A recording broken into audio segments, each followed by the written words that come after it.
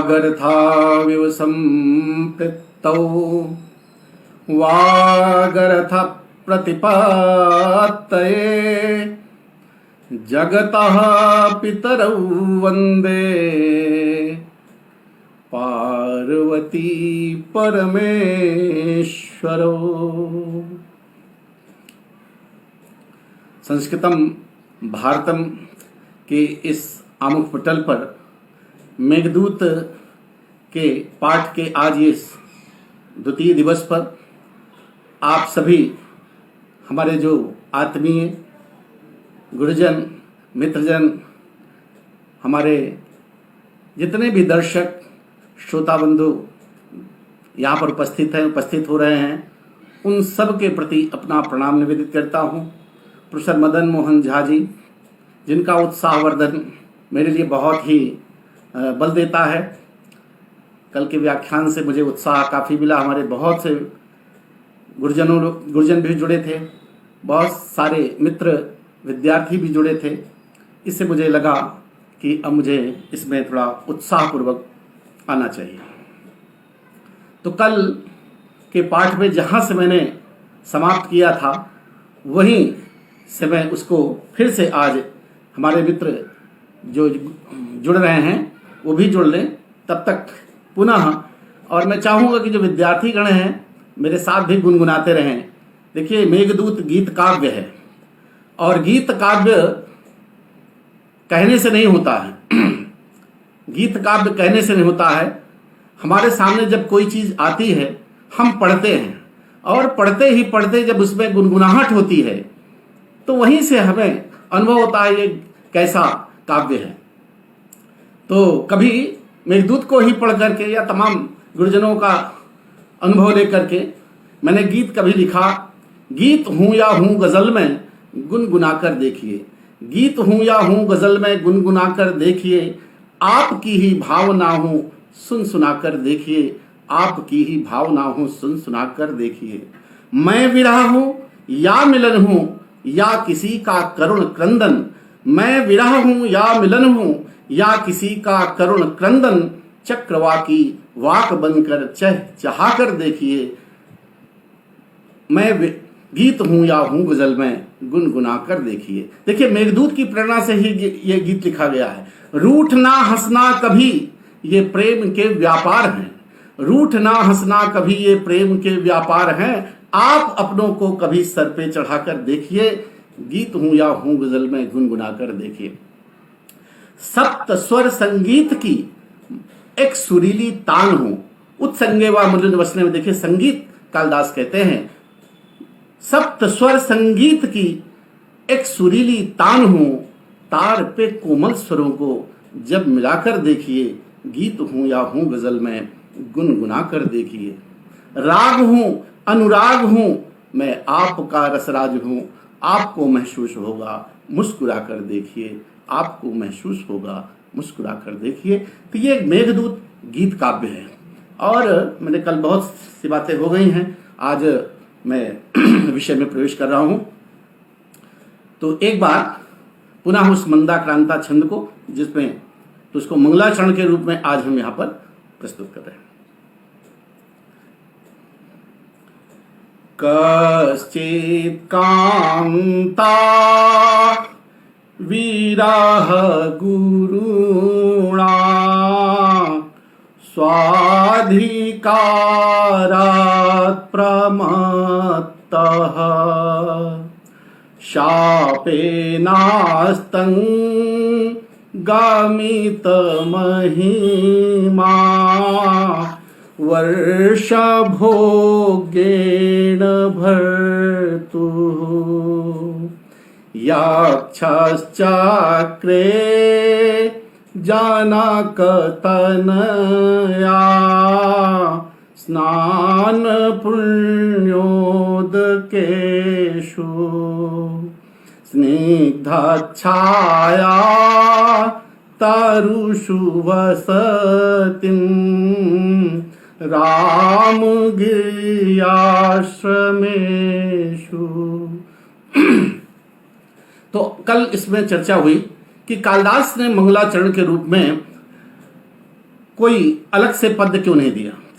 तो कल जो भावना जो भगवती की कृपा से मुझे कल उसी समय प्रकट, ये चूंकि जनक तनया जब सीता का उन्होंने स्मरण कर लिया, गिर अब वहां पे दशरथ की, राम की, सीता का वो जिक्र नहीं करते हैं, जनक तनया का नाम उल्लेख करते हैं। जनक तनया, सीता का, उस जनक तनया के द्वारा जो है स्नान करने से जो पुण्य जल वाली है। तो यही, और फिर राम का भी नाम आ गया। तो इसको ही हम, चूंकि वो वियोग का मेघदूत और अपनी प्रियतमा के वियोग में ये मेघदूत काव्य लिख रहे हैं, और जिस प्रेरणा से लिख रहे हैं उस माँ जनक तनया के वियोग को, उनके मन मस्तिष्क में जो भाव हैं उन्हीं को यहाँ पर व्यक्त करते हुए उन्हीं को हम मंगलाचरण मान लेते हैं। कुछ लोगों ने कश्चित में कह को ब्रह्म सूचक, ब्रह्मवाचक मानकर कहा कि इसमें है, लेकिन ये खिंचाव जो है ये काव्य में थोड़ा कम अच्छा लगता है।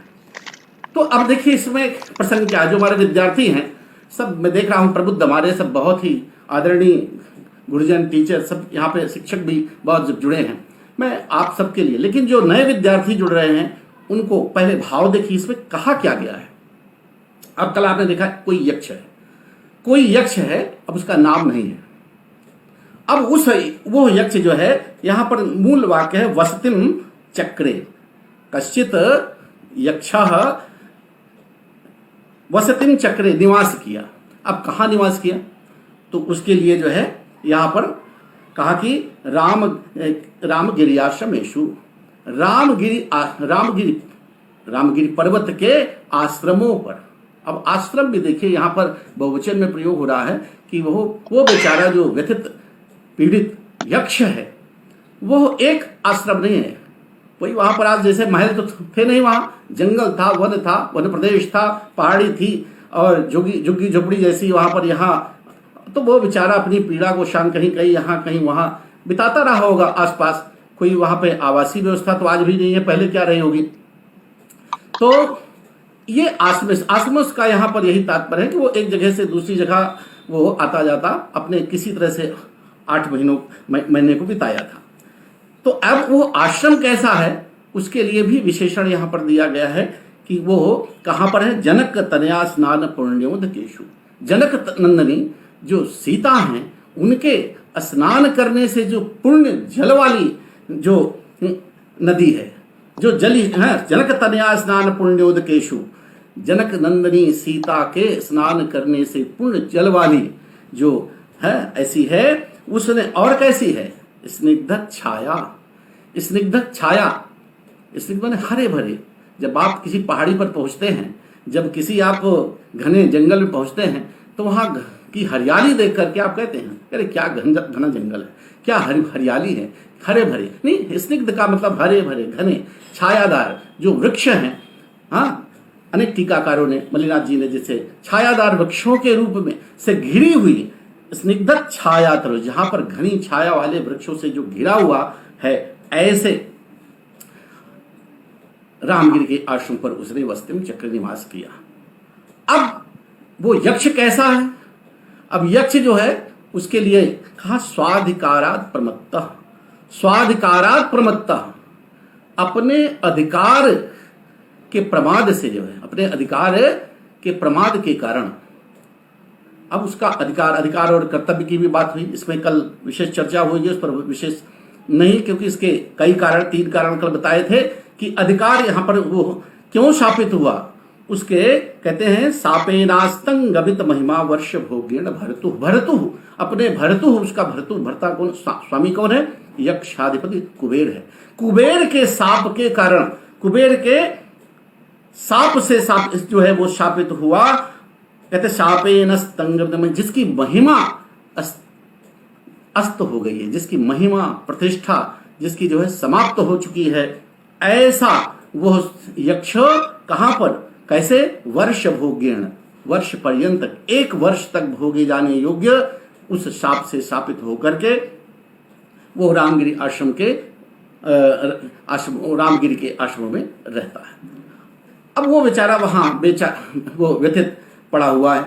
तो ऐसा, तो यहाँ पर कालिदास जो चीज अधिकार की बात आई कि वो किस अधिकार से, किस कारण से स्थापित हुआ, तो 3 कारण कल इसमें बताए गए। इसमें कि एक तो वो मानसरोवर की रक्षा के लिए नियुक्त किया गया था, अपनी प्रियतमा के प्रेम के कारण। वो एक रात्रि न जाने के कारण सुबह जो है उसकी जब हथिनियों ने उसके कमलों को, उसकी कमलियों को नष्ट कर दिया, इसकी सूचना कुबेर को मिली तो उन्होंने शाप दिया कि इसको 1 वर्ष के लिए यहाँ पर बाहर कर दो, देश निकाला कर दो। दूसरा कारण भी आपने देखा कि स्वाधिकार, ये साधुदेव नाम के टीकाकार जो हुए, उन्होंने इस प्रसंग में कहा कि उस समय परंपरा रही होगी यक्षों के बीच में कि किसी के विवाह के बाद पहली रात्र ही जो है कुबेर के यहाँ उसको भेजना पड़ता था। ये तो अधिकार की बात होती है, ये बात ज्यादा अच्छी लगती है कि इस पर अधिकार के उसको प्रमाद हो सकता है। कर्तव्य तो उसने पालन किया ही, कर्तव्य में जहां उसका बांसुर की रक्षा करने का था वो तो कर्तव्य पालन था। दूसरी ओर उसको एक और जो तीसरा कारण बताए थे कि कुबेर पूजा के लिए बैठे हुए थे, प्रतिदिन उनकी पूजा के लिए कोई न कोई ला करके पुष्प देता था और उस दिन की पूजा में विलंब हुआ, तो उसके कारण भी उन्होंने शाप दिया। तो यहाँ पर 3 कारण स्वाधिकार, तो ये जो है शाप कुबेर का शाप क्यों मिला, इसके यहाँ पर 3 कारण कल हमने बता दिए।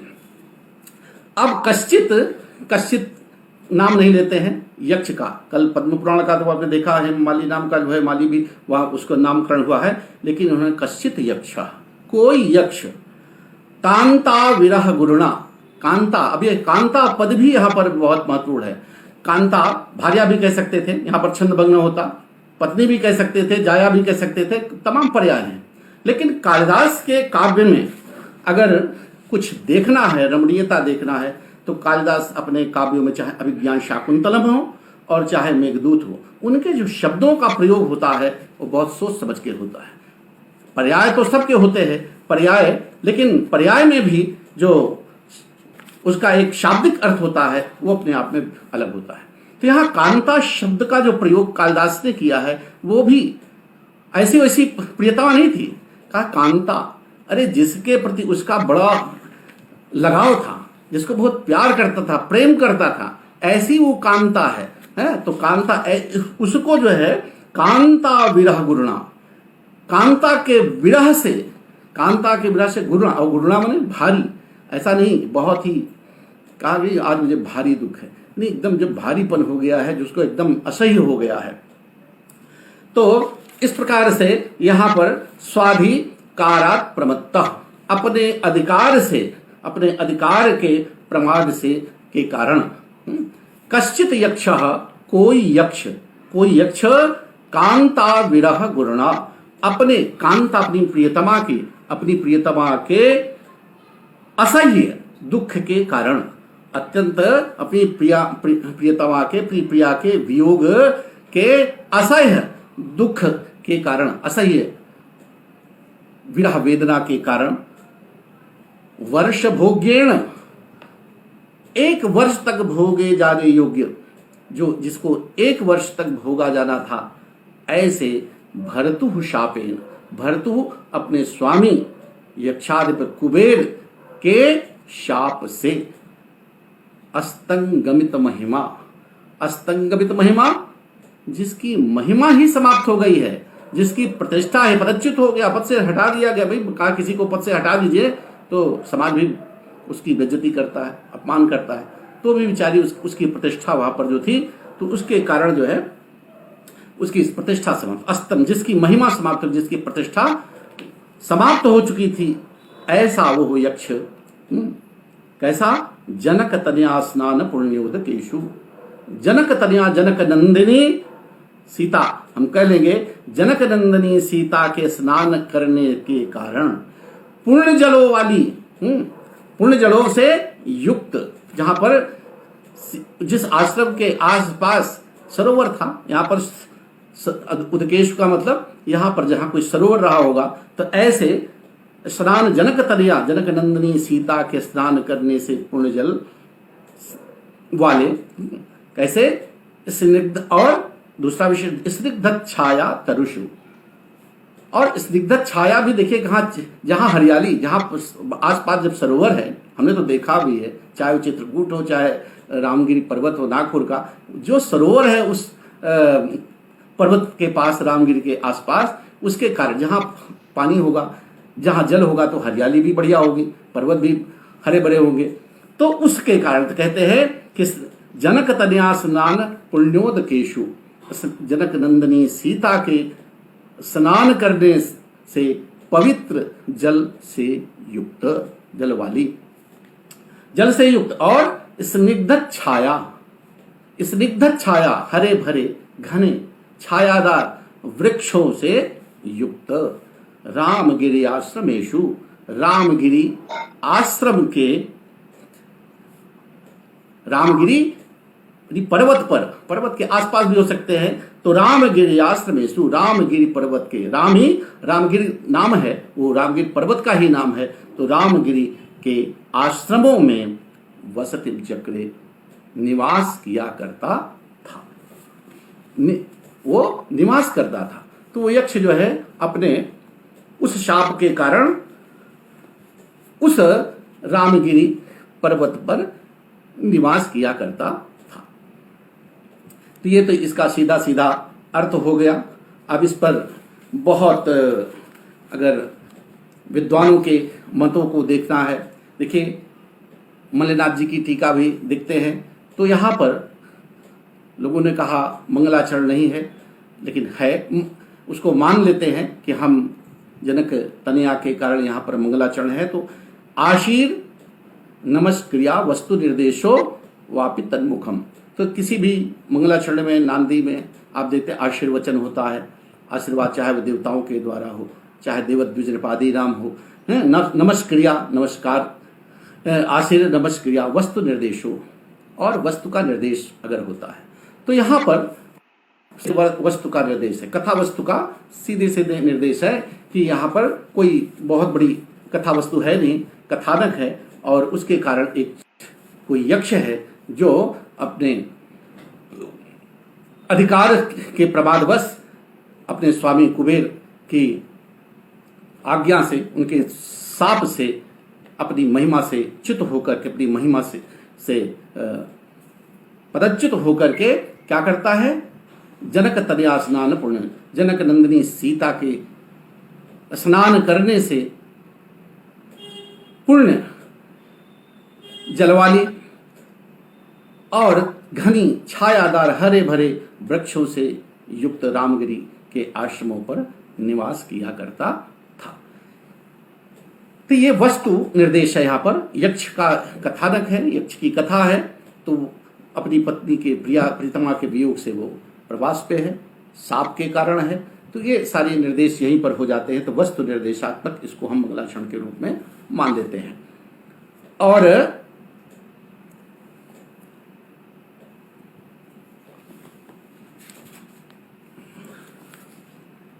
इसमें अगर मंदाक्रांता छंद है, विशेष रूप से इसको कोई बताने की बात नहीं है, कल ने विश्वास से बता दिया। मंदाक्रांत पूरे मेघदूत पे इसको बार बार पुनः इसको बताने की आवश्यकता नहीं है। अगर इसमें विशेष अलंकार की दृष्टि से इसको देखा जाए तो अलंकार इसमें कुछ विद्वानों के टीकाकारों ने इसमें कांता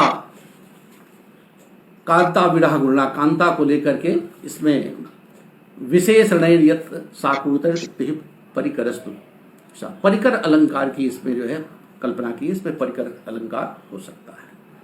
और दूसरे स्वाधिकार प्रमत्ता, यहाँ पर भी काव्यलिंग अलंकार की योजना टीकाकारों ने बताया है, काव्यलिंगम हेतुर वाक्य पदार्थता। तो बंधुओं इस पर विशेष में आपको अलंकार है, कौन सा अलंकार है, इसको बस नामकरण आपके सामने मैं बताता हूँ। बहुत इसको व्याकरण की दृष्टि से मैं बोझल नहीं करना चाहता हूँ, आप इसको अपनी पुस्तक में भी विस्तार से पढ़ सकते हैं, तो सरसता बनी रहे, इसलिए इसको मैं आगे प्रयास करता हूँ कि आगे के प्रसंग पर आप लोग चलिए। तो कल इस पर काफ़ी अधिकार पे बात हुई, कहाँ रामगिरी आश्रम है उस पर चर्चा हुई, तो ये सब कल बहुत सी चीज़ें इस पर से बताई जा चुकी हैं। अब दूसरा पद्य इसमें आता है। तो एक बार मैं इसका पारायण करता हूं। जो विद्यार्थी हम इसको सीख रहे हैं, सीखना चाहते हैं, मेरे साथ थोड़ा गुनगुनाएंगे तो अच्छा लगेगा, क्योंकि मुझे पढ़ाने का जो दायित्व दिया गया है उसके पीछे ये भी रहस्य है कि कुछ आपको इससे अगर सीख सके। मैं क्योंकि बहुत अच्छा गाते, मैं अभी कई प्रतियोगिताओं में मैं जब निर्णायक रहता हूँ तो एक एक से अद्भुत प्रतिभाएं देखने को मिलती हैं। तो मैं कोई मेरा स्वर प्रधान नहीं है, बहुत अच्छे अच्छे स्वर आपके हो सकते हैं, दूसरे ढंग से भी आप इसको गा सकते हैं, लेकिन मैंने उसको कल विशेष रूप से बता दें कि हाँ, आप कहीं भी पढ़िए, गद्य रूप में पढ़िए, चाहे उसको गा के पढ़िए, लेकिन उसका जो यति है और उच्चारण, इस पर विशेष ध्यान दीजिए। यही किसी काव्य की पढ़ने की ज्ञता की अनिवार्यता है। चलिए। तस्मिन्नाद्रौ कतिचिदबला विप्रयुक्तः सकामी नीत्वामासान् कनकवलय भ्रंसरिक्ता प्रकोष्ठः आषाढस्य प्रथम दिवसे मेघमाश्लिष्ट सानुं वप्रक्रीडा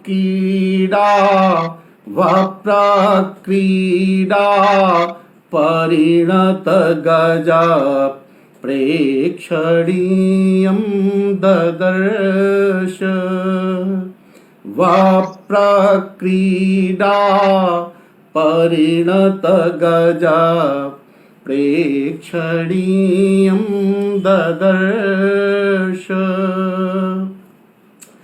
अब यहाँ पर अब कहना क्या चाहते हैं कालिदास? कहते हैं देखिए, अब वो तो रामगिरी आश्रम पर निवास कर रहा था। तस्मिन अद्रौ, उस पर्वत पर, उस रामगिरी पर्वत पर किसी दिन वो बेचारा बैठा था और आषाढ़ का महीना था।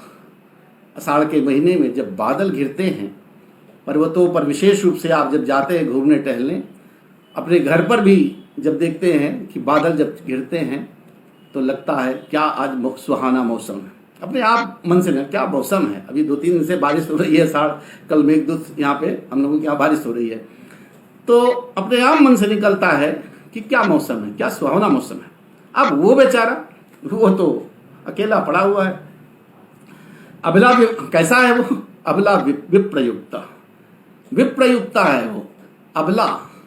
अब देखिए अपनी उसके कालिदास के शब्दों का प्रयोग भी यहाँ देखिए, अबला विप्रयुक्ता। तस्मिन अद्रौ कथिचित अबला विप्रयुक्त, कथिचित अबला विप्रयुक्ता। अबला कहता है, अरे जब पत्नी के साथ उसका प्रियतम नहीं है तब वो क्या होगी? सबला नहीं होगी, तो अबला ही होगी, वो तो असहाय हो गई। तो ऐसी वो जो अबला पड़ी है एकांत में, एक वहाँ अलकापुरी में, तो उसके लिए वो कह रहा है कि तस्मिन अद्रौ, उस पर्वत पर अबला विप्रयुक्त, और कोई उसका ऐसा वियोग नहीं है विप्रयुक्त। अपनी प्रियतमा से उसका जो वियोग है वो कैसा है? बिछुड़ा है, बिछुड़ गया है। ऐसा चलिए, बिछुड़ना भी कई तरह का होता है, दुख भी कई तरह का होता है। भाई कुछ दिन के लिए चलिए मायके पत्नी चली गई है तो उसको आशा है कि 2-4 दिन में लौट आएगा, तो एक बिछुड़ना अलग है। और विप्रयुक्ता विशेष रूप से जो है, जो अलग किया गया जबरदस्ती, उसके मन में तो एक है ये कि कहाँ से मैं किसके अधीन था और कहा किसने मुझको श्राप दे दिया, भीतर वो अलग उसकी भड़ास थी। और पत्नी का वियोग अलग था, तो ऐसा वैसा वियोग नहीं था, उस पर किसी के द्वारा वो दंडित जो वियोग था वो उसको और भारी बन रहा था। गुरुणा उसने कहा, भारी उसका विरह है, कोई सरल नहीं है। सहन शक्ति भाई थोड़े दिन की बात होती कि चलो गया है कहीं कहीं, लौट आएंगे 2-4 दिन में, तो हम ही लौट आएंगे, तो संभव था। लेकिन नहीं, कहा कि प्रिया से, अपनी उस अबला प्रियतमा से, उस वियुक्त, उस बिछुड़े हुए यक्ष ने क्या किया, एक दिन तस्मिन पड़ते उसी पर्वत पर कैसा है, कनक वलय भ्रंश रिक्त प्रकोष्ठा। अब ये देखिए बात कही नहीं गई, लेकिन कनक वलय सोने का जो कंगन था, सोने का वो कंगन जो हाथ में पहना अपनी कलाई में, वो कनक वलय भ्रंश हो गया है। सोने के कंगन के भ्रंश माने गिर जाने से कैसा हो गया है, रिक्त रिक्त प्रकोष्ठ, खाली पड़ गया। उसका जो प्रकोष्ठ है, जो कलाई है, वह सोने के कंगन, जो सोने का चुड़वा चुड़वा जैसे आप लोग पहनते हैं तमाम तरह, तो सोने का क्या, वो तो भाई यक्ष था, देवयोनि का था, कोई सामान्य नहीं था भाई, वो तो लौकिक पुरुष था ही नहीं, वो तो देवताओं के साथ रहने वाला था, अलकापुरी में निवास करता था, उसकी तो यक्ष देवयोनि कहा गया। तो वो जो है उस हाथ में जो कंगन पहना था सोने का, वो कहीं गिर गया, उसको पता ही नहीं चला क्यों गिर गया भाई। वो बेचारा 8 महीने में उसका तो दुर्बल हो गया, छेड़काए हो गया। उसकी प्रियतमा भी उत्तर में जो कहती है वो भी कैसी होगी, बड़ी दुबली पतली हो गई होगी। तो वो उसकी दुर्बलता हुई, वो इतना दुर्बल हो गया है कि उसके हाथ में जो पहना हुआ कलाई में सोने का कंगन था, वो कब गिर गया उसको पता नहीं चला। ऐसा वो यक्ष उस पर्वत पर विराजमान है। और फिर क्या करता है, सह कामी, सबन वो यक्ष कैसा है, कामी है। कामी, काम भावना से जो एकदम तड़प रहा है, ऐसा वो कामी है, कामावस्था में एकदम व्याकुल।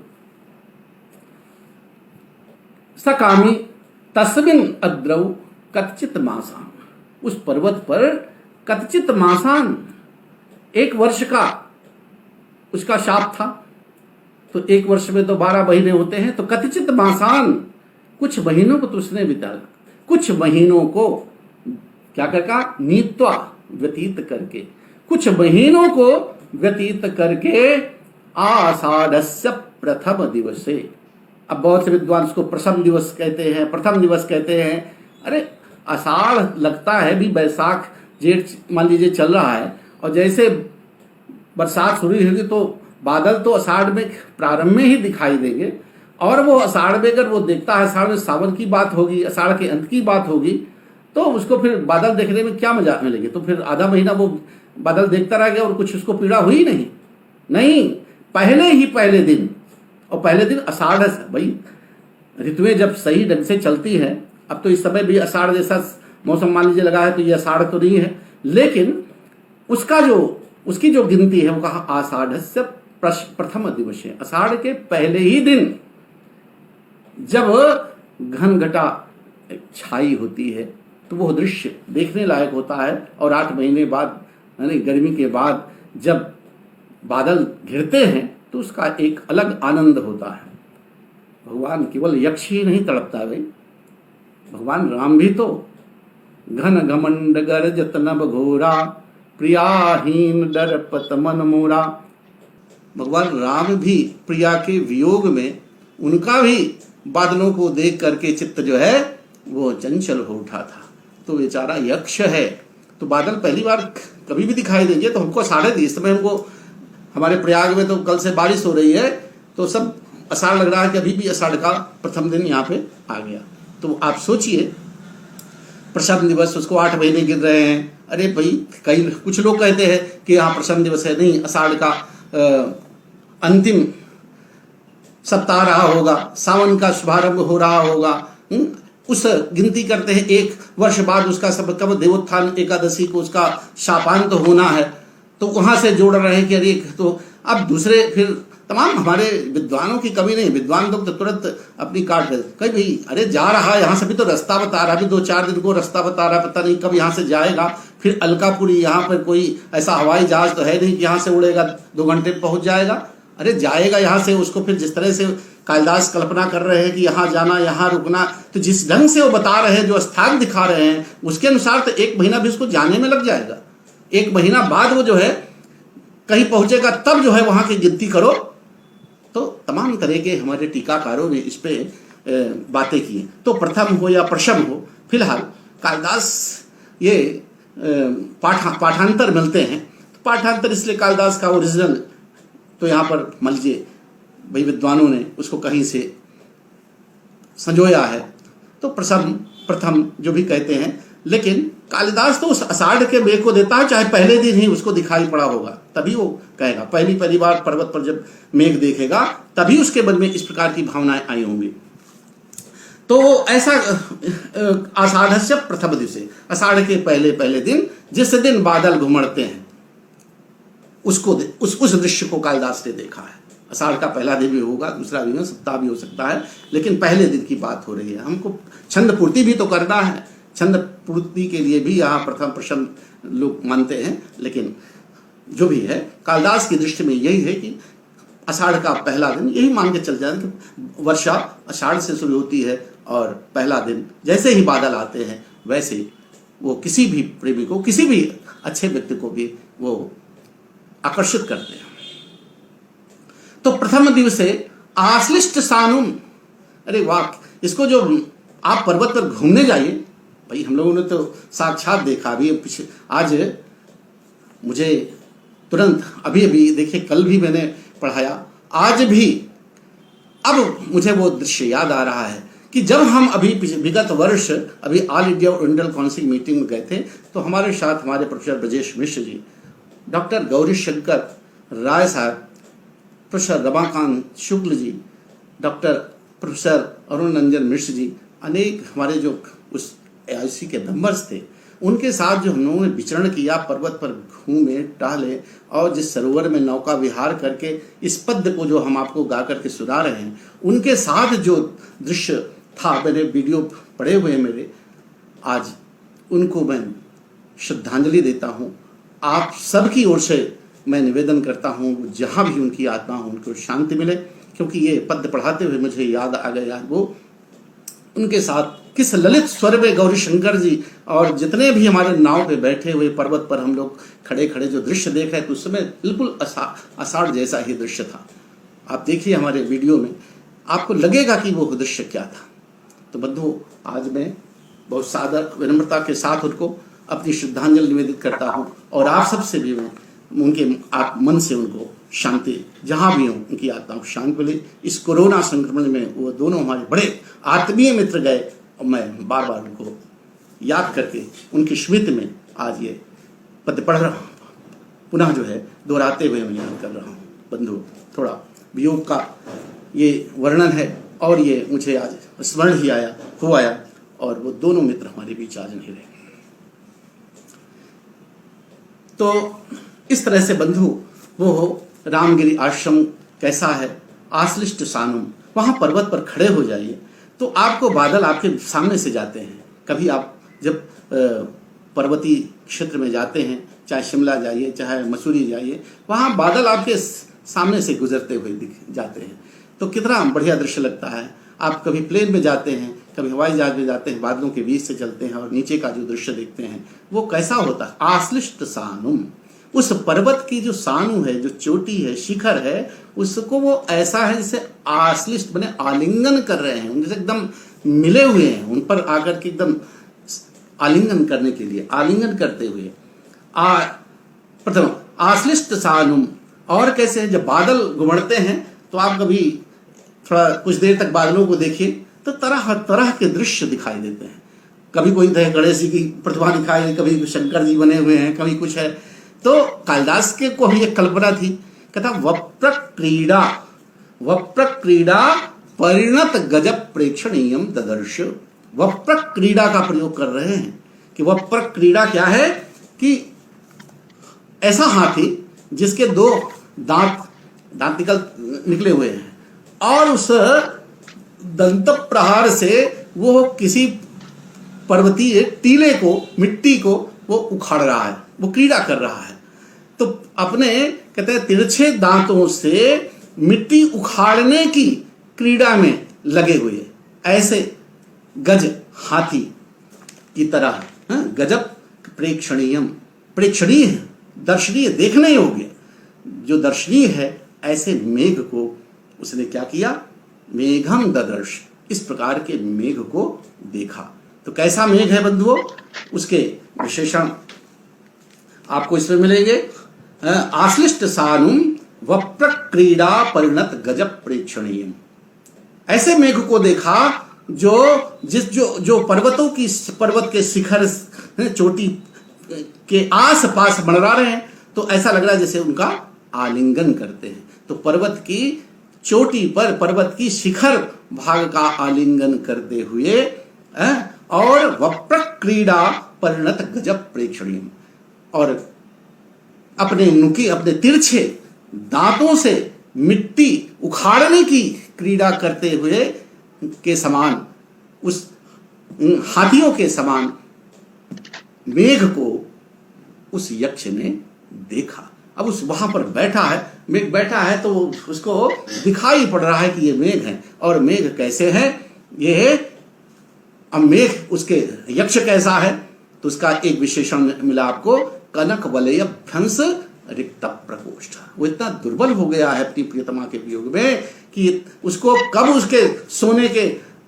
कंगन उसकी कलाई से गिर गया, कहाँ गिर गया उसको पता। तो रिक्त प्रकोष्ठ, सूनी कलाई पड़ा वाला, सोने के कंगन के गिर जाने से सूनी कलाई वाला, सूनी कहते हैं, सुना हो गया है, ये कलाई सूनी हो गई है भाई, किसी की घड़ी नहीं पहने, घड़ी अरे सुना लग रहा है। तो ऐसे शून्य, रिक्त, खाली दिखने वाले, कलाई से युक्त, सह वह कामी, वह कामुक, वो अपनी प्रीतमा के प्रति उत्कंठित जो यक्ष, तस्मिन अद्रौ, उस रामगिरी पर्वत पर, अद्रौ तस्मिन अद्रौ पर्वते, उस पर्वत पर कथिचित मासान, कुछ महीनों को व्यतीत करके अपने, तो यहां पर माना जाता है कि 8 महीने उसके बीत चुके हैं, केवल चौमासा बचा है, ये बरसात का मौसम है।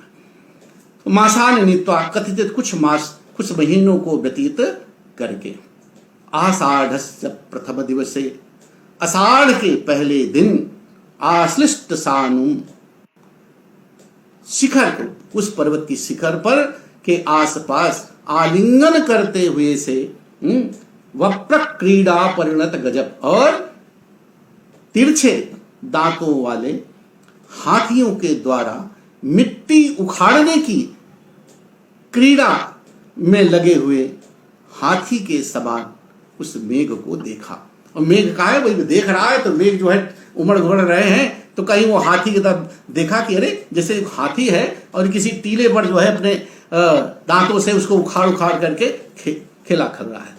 तो ऐसे बादल का दृश्य, तरह तरह के बादल जब उड़ते हैं तो लगता है कैसा है, कहीं हम हवाई जहाज में चलते हैं तो लगता है जैसे ये कोई फेन का समुद्र है, समुद्र का फेन है, कोई कहता है उनको जो है एकदम जैसे रुई बिछा दी गई है।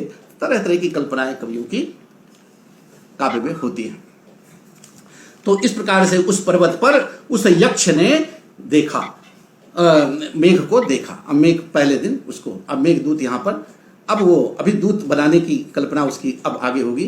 तो अभी तो वो बैठा है, बैठे बैठे आषाढ़ के पहले दिन अपनी प्रियतमा के विरोध में सोचा ही बैठा ही रहा होगा, तब तक उसको बादल सामने दिखाई दे रहे हैं। तो इसमें कोई विशेष बात आपको बताना चाहूँ अगर, तो इसमें बहुत से विद्वत जन हैं, इसमें बहुत विस्तार से बताऊंगा तो मैं भी कहीं गलती कर सकता हूं। तो अब मेघ को जो है उसने दूत मन में सोच रहा होगा, तो आगे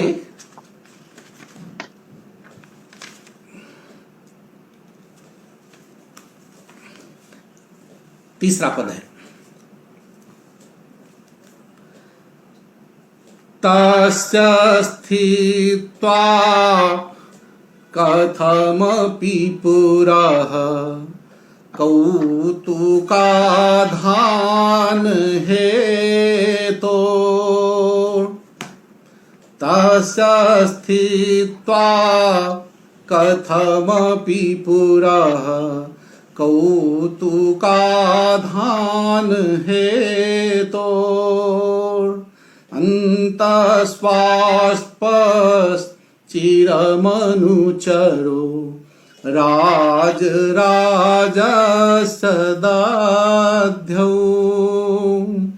मेघालोके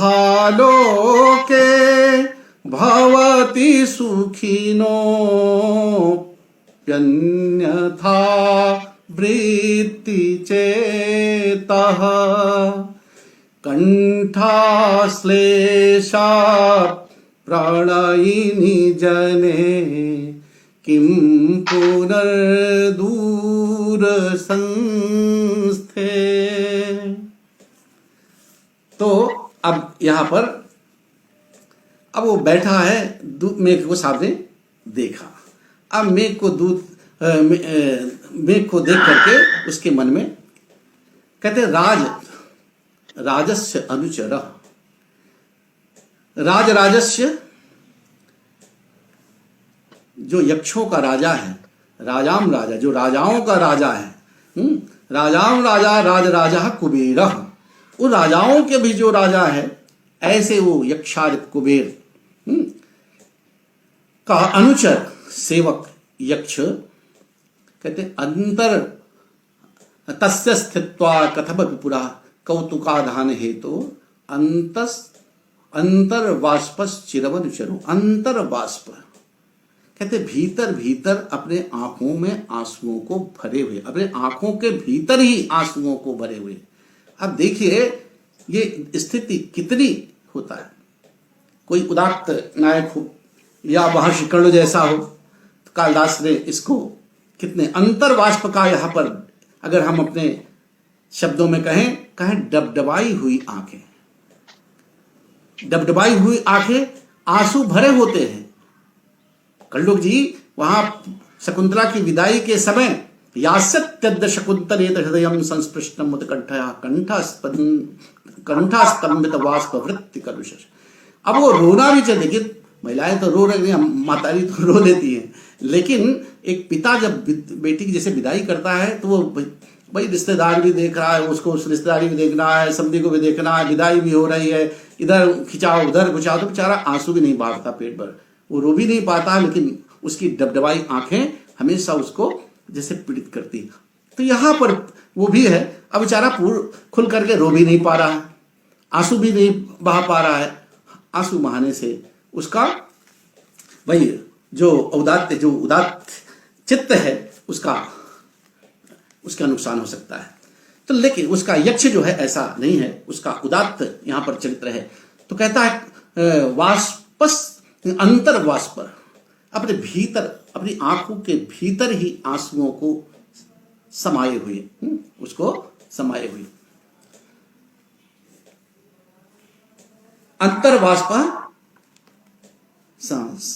इसका अंतर सन इसका अन्वय लग जाएगा। कौतुकाधान हेतु और ये देखा। अब एक तरफ तो उसको प्रियतमा की याद तो हर पल आती है, तो कौतुक क्या है, उसकी उत्कंठा को बढ़ाने का जो हेतु, उसको बादल को देख करके उसकी उत्कंठा और हो गई। पहले तो पीड़ित था ही, विरह वेदना में तो है ही, लेकिन कौतुकाधान हेतु उसके कौतुक को, उसकी उत्कंठा को, उसी उत्सुकता को, उत्कंठा को उत्पन्न कर देने वाले उस मेघ के सम्मुख जब हुआ तो मेघ को देखकर उसकी उत्कंठा और जागृत, उद्दीपन यहाँ पर उद्दीप्त हो उठा। वो उसका जो भीतर का वियोग था और उद्दीप्त हो उठा उसको मेघ को देख करके। तो कहता कि आंसुओं को भीतर ही अपने डबडबाई हुई आंखों से, ये कह लिए डबडबाई भीतर ही आंखों के भीतर ही आंसुओं को समेटे हुए, समाये हुए, या डबडबाई हुई आंखों वाले उस यक्ष ने उत्कंठा, कौतुक, उत्कंठा, उसकी उत्सुकता, उसकी उत्कंठा और जागृत हो उठती उसमें को देख करके। उसे अपनी प्रियतमा की याद जो कर रहा था उसके प्रति और लालायित हो गई। तो उत्कंठा उत्पन्न करने वाले, जागृत कर देने वाले उस मेघ के समक्ष कौतुकाधान हेतु, कौतुक का, उत्कंठा को बढ़ाने का जो कारण है मेघ, ऐसे उसके कारण। तो कौतुकाधान हेतोर अंतर्वाष्पश्चिरम अनुचरो, अपने आंखों के भीतर ही आंसुओं को समेटे हुए, समाये हुए, डबडबाई हुई नेत्रों आंखों वाले उस अनुचरो, उस सेवक ने क्या किया? तस्य पुरः, तस्य कस्य? तस् मेघस्य समक्षम, उस मेघ के समक्ष, सामने है, ऊपर है, चोटी पर बैठा है, उसके सामने घूम रहे भाई, थोड़े से पर्वत पे तो उसके सामने जा रहे हैं। तो तस्य पुरः, उसी के समक्ष, उस मेघ के, मेघस्य समक्षम, उस मेघ के समक्ष कथम स्थित्वा, ये न केन प्रकारेण स्थित होकर के देखा, यदि मेघ है तो वो भी अपने आप को किसी प्रकार से संभाला, किसी प्रकार से अपने आप को संभालते हुए, क्यों संभाला? क्यों विरह वेदना में था, और विरह वेदना के कारण जब मेघ को देख लिया और उसका व्याकुल हो गया, तो किसी तरह से अपनी विरह उस वेदना को स्थिर करता हुआ करके, स्थिर करके, अरे धैर्य बंधा करके, हाँ, किसी प्रकार के चिरम दध्यौ, देर तक देखता रहा, और वो देखता देखता वही स्थिर हो गया, और स्थिर करते उसको देखता रहा। अरे क्या सुंदर बादल है भाई, क्या दृश्य है, अरे ये तो हाथी जैसा, ऐसा लगता है जैसे ये तिरछे, हाँ, दांतों से कोई मिट्टी का टीला उखाड़ रहा है। ये देखते देखते देख करके वो स्थिर होकर के चिरम दध्यौ, चिरम माने देर तक, कुछ देर तक वो निहारता रहा, ध्यान करता रहा, सोचता रहा, अरे ये क्या दृश्य है भाई, क्या बढ़िया मैं देख रहा हूं, है? ये चिरम दध्यौ, नहीं, थोड़ी देर तक वो जो है दध्यौ, ध्यान करता रहा, अपने आप को जो है सोचता रहा। अब उस सोच में, अभी तो उसने देखा कि दृश्य है, सोचा होगा, उसमें देखा होगा कि ये तो गजब प्रेक्षणीय, ये तिरछे, ये हाथी की तरह है, जैसे हाथी कोई तिरछे दांतों से मिट्टी का टीला उखाड़ रहा है, उस तरह से सोच रहा है, देखा, फिर उसको थोड़ा से एकाग्र होकर के देखता, चिरम दध्यौ। अब मेघालोके, अब देखिए सामान्य बात आ गई, मेघालोके कहते हैं बादल को देख करके, मेघ को देखने पर, मेघ को, बादल को देखने पर, भवति सुखिनः अपि अन्यथा वृत्ति च, सुखिनः, सुखितोपि, सुखी व्यक्ति भी का जो है चित्त जो अन्यथा वृत्ति भवति, कि किसी बादल को देख करके सुखी प्रसन्न चित्त व्यक्ति का भी, प्रसन्न रहने वाले किसी प्राणी का भी, प्रसन्न क्यों, प्रसन्न यहां पर सुखी कैसे है कि अरे जो घर गृहस्थ जीवन व्यतीत कर रहा है, जिसकी प्रियतमा घर में है, जिसको कोई चिंता नहीं है, कोई दुख नहीं है, वो भी अगर वो बादल को देखता है तो भी एक बार उसका मन जो है डोल जाता है, और कहता है अरे वाह क्या मौसम है, आओ तो देखो, तो इसको सबको दिखाता है वो, है? अगर वो आसपास कोई है तो कहते हैं भाई देखो क्या सुहाना मौसम है, अब आप परिवार के साथ घूमने गए हैं तो फिर क्या बात है वो, है? इसलिए लोग जाते हैं भाई पहाड़ों पर घूमने टहलने। तो वो दृश्य देख करके कहता है सुखी व्यक्ति का भी जो चित्त है वो अन्य प्रकार का हो जाता है, वो भी चंचल हो जाता है, वो भी थोड़ा बहक उठता है, वो भी चलायमान हो जाता है, चंचल हो जाता है। और फिर अंतिम पंक्ति उसकी जो कहती है, कंठाश्लेष प्रणयनि जने किम पुनर्दूरम संस्थे। अब वही सोचता है, वही वो ध्यान कर रहा था कि अरे देखो तो इस बादल को देखकर जब सुखी व्यक्ति भी, जिसके घर में सब कुछ सुख ही सुख है, जिसकी प्रियतमा भी है, कोई कष्ट नहीं है, और उसका भी चित्त जो है चंचल हो उठता है, चलायमान हो उठता है, वो भी बहक उठता है, तो भला मुझे जैसा दूर संस्थे, अपनी प्रियतमा से दूर हुआ है, कहाँ अलकापुरी और कहाँ ये रामगिरी पर्वत पर ये निवास कर रहा है, तो ऐसे जने कहते कंठाश्लेष प्रणयन जने, अरे उस जने, उस व्यक्ति के प्रति, उस प्रियतमा के प्रति जिसके कंठ का आलिंगन करने के लिए, जिस प्रणयिनी का कंठाश्लेष प्रणयन जने, जिसके कंठ से, जिससे मिलने के लिए, जिसे आलिंगन करने के लिए जो व्याकुल रह रहा हो, ऐसा व्यक्ति जो दूर पड़ा हो, फिर उसकी दशा क्या हो सकती है?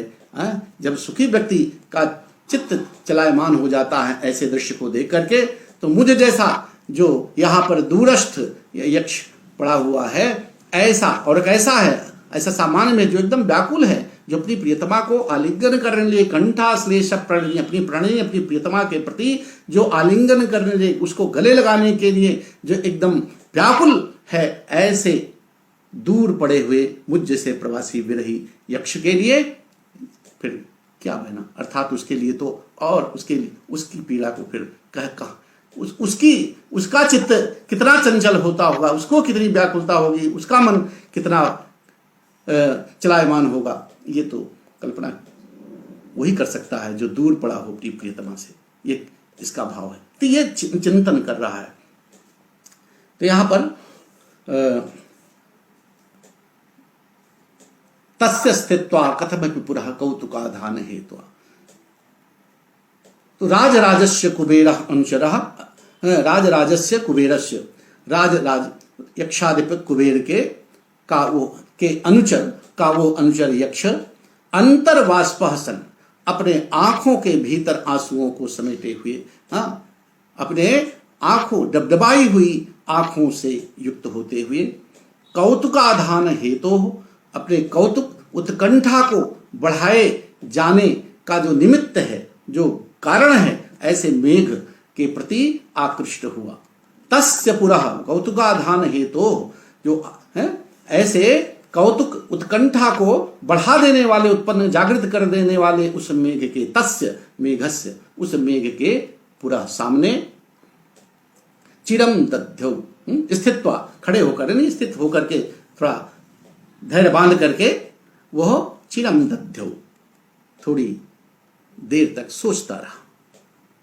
और जब सोचा तो कहा मेघालोके भवति शिखरोपि अन्यथा वृत्ति, कि मेघ का दर्शन करने, घिरे बादलों को देख करके, मेघ माने, मेघ कहते हैं तो घिरे हुए बादल को ही माना जाता है। घिरे हुए बादल को देख करके, उमड़ते उमड़ते बादलों को देखकर जब सुखी व्यक्ति का चित्त चलायमान हो जाता है, चंचल हो उठता है, अन्य प्रकार का हो जाता है, उसकी एकदम जो सोच रहा है वो दूसरे प्रकार का एकदम रोमांटिक मूड में हो जाता है, तो भला मुझ जैसा ये विरह उसका मारा हुआ अपनी प्रियतमा से प्रवास कालीन ये यहाँ पर इस रामगिर पर व्यतीत करता हुआ, किम पुनर्दूर संस्थे, तो फिर पुनः दूर पड़े हुए मुझ जैसे विरही के लिए, जो कंठा श्लेष प्रणयन जने दूर दूर संस्थे, कहते अपनी प्रियतमा को आलिंगन करने के लिए व्याकुल होते हुए मुझ जैसे दूर पड़े हुए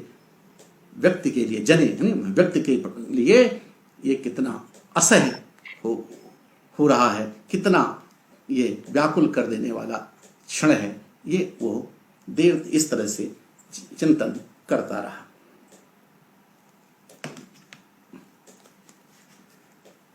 मित्रों, अभी तो मेरे पास 3 पद्य केवल हुए हैं और अभी एक घंटा, अब यहाँ पर अभी यहीं पे कुछ विशेष बातें जो हैं उसको देख लिया जाता है। और अब यहाँ पर अगर विशेष रूप से देखा जाए तो यहाँ पर अर्थालंकार, अलंकार की दृष्टि अगर देखेंगे तो यहाँ पर अर्थांतर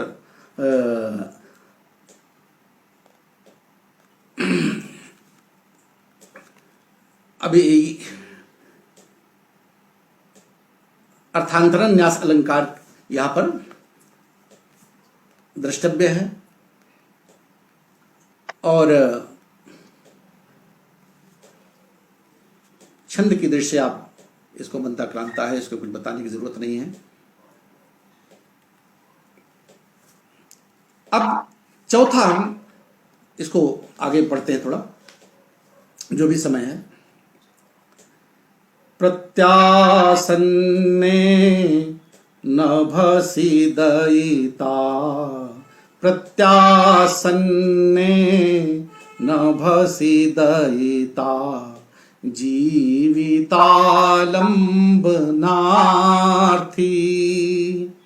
जीमूतेन स्वकुशलमयी, हारयिष्यन् प्रवृत्तिं, सा प्रत्याग्रैः कूटजकुसुमैः, कल्पितार्घाय तस्मै, प्रीतः प्रीते प्रमुख वचनम स्वागतम व्याजहार। अब जब मेघ को उसने देखा, थोड़ी देर ध्यान किया, तो अब वो नभसी प्रत्यासन्ने। अब यहाँ नभसी प्रत्यासन्ने, यहीं पर कुछ लोग अपना, कुछ टीकाकार नभसी प्रत्याने के श्रावण के महीने यहाँ पे नभसी का अर्थ एक पर्याय श्रावण से भी ले लेते हैं, लेकिन इसको सीधे सीधे हम उस काल को लेते हैं जब बादल, चाहे वो आषाढ़ का प्रथम दिवस हो, प्रथम दिवस हो, तो वो हो, कहते हैं उस दिन, आषाढ़ के पहले दिन। इसी को ज्यादातर माना भी है लोगों ने, प्रत्यासन्ने, उस आषाढ़ के पहले दिन, प्रत्यासन्ने, उस बादल के सन्निकट आ जाने पर, समीप आ जाने पर, निकट आने पर, आषाढ़ के पहले दिन बादलों के छा जाने पर अपनी क्या किया, प्रत्यासन्ने दयिता जीविता लंबनार्थी स। अब देखिए वो इतना स्वार्थी नहीं है।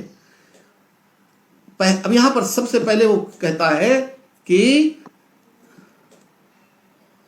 दयिता जीविता लंबनार्थी स।